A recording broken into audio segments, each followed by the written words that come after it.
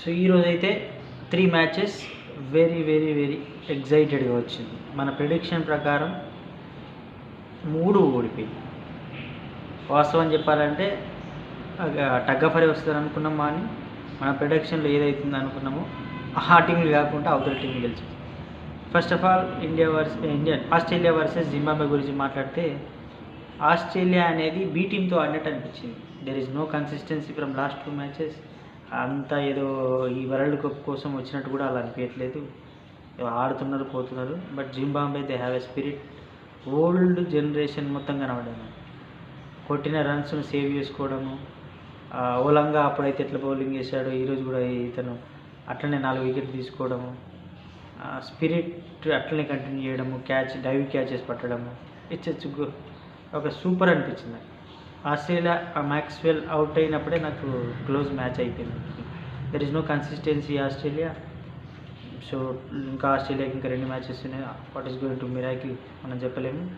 But Zimbabwe anyway, congratulations, take a bow for you. And second match వచ్చి నేనేమనుకున్నా అంటే Canada వస్తుందేమో అనుకున్నా. బట్ కెనడా ఫస్ట్ ఓపెనింగ్ చేసింది 155-156, it's small score. But last 19th overs వరకు కూడా టగ్ ఆఫ్ వార్ వచ్చింది. 19.23 balls వరకు కూడా. So they went for 5 wickets. Opener బాగా ఆడింది, మిడిల్ ఆర్డర్ బాగానే ఆడింది, స్టాండ్ తీసుకున్నారు. సో యూఏఈ కూడా ఫస్ట్ ఒక register in world cup. Congratulations for UAE. ఫ్యూచర్లో కూడా బాగా ఆడుతుందని నేను ఎక్స్పెక్ట్ చేస్తున్నాను. థర్డ్ మ్యాచ్ మీకు అందరికి తెలిసిందే, ఇప్పటివరకు అయింది, ఇప్పుడే వీడియో చేస్తున్నాను. USA versus Netherlands. So Netherlands నేను ఎక్స్పెక్ట్ చేసింది బాగా ఆడుతుందేమో. బికాజ్ యుఎస్ఏను నేను లాస్ట్ 2 మ్యాచ్ నుంచి చూసినాను. పాకిస్తాన్తో సరిగ్గా ఆడకపోయేసరికి సరేలే నెదర్లాండ్స్ బాగా ఆడుతుంది కదా అని నేను ఎక్స్పెక్టేషన్ పెట్టాను. బట్ మిరాకిల్స్ ఈరోజు 100% జరుగుతాయి అనుకున్న. టఫెస్ట్ వస్తుందని తెలుసు. బట్ కంప్లీట్గా ఈరోజు ఆపోజిట్ అయ్యింది.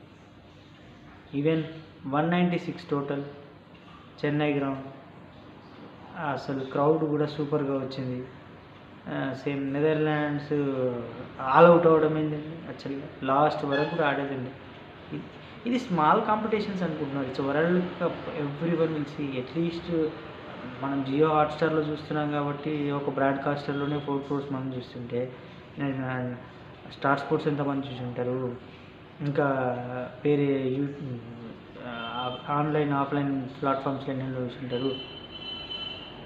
సో క్రికెట్ కంప్లీట్గా వరల్డ్ను డామినేట్ చేసేది ఫ్యూచర్లో. సో ఇప్పుడు ఒక ప్లాట్ఫామ్ దొరికింది వాళ్ళకు. దొరికినప్పుడు ఆపర్చునిటీ యూటిలైజ్ చేసుకోవాలి.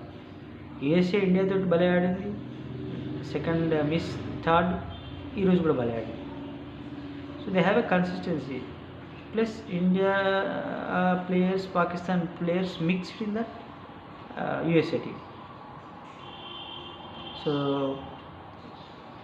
గ్యాదర్గా మెంటాలిటీ ఎట్లా ఉంటుందంటే కసి మీదనే ఉంటుంది, కొట్టాలి. బౌలింగ్ కూడా అలానే వేయాలని ఉంటుంది. సో ఆ మిక్స్డ్ మెంటాలిటీతో దే ఆర్ మూవింగ్ ఫార్వర్డ్. ఫ్యూచర్లో వాళ్ళు కూడా మిరాకిల్ చేయగలుగుతారు అనుకుంటున్నాను. So end of the day ఈరోజు మాత్రం 3 మిరాకిల్ మ్యాచెసే. ICC February 13th, it is a miracle. నిన్న మిరాకిల్స్ అయింది, ఈరోజు మిరాకిల్స్ అయింది. ఫ్యూచర్లో కూడా క్రిక్ బజ్లో ఇచ్చిన prediction of super 8 will be change అనుకుంటున్నాను. ఛాన్సెస్ అయితే ఉంది. ఆస్ట్రేలియా ఒక్కసారి శ్రీలంకతో ఓడిపోయింది అంటే they will eliminate. So completely the productions will be change. So రేపు ఇంకొక వీడియోతో మీ ముందుకు వస్తాను. Bye bye.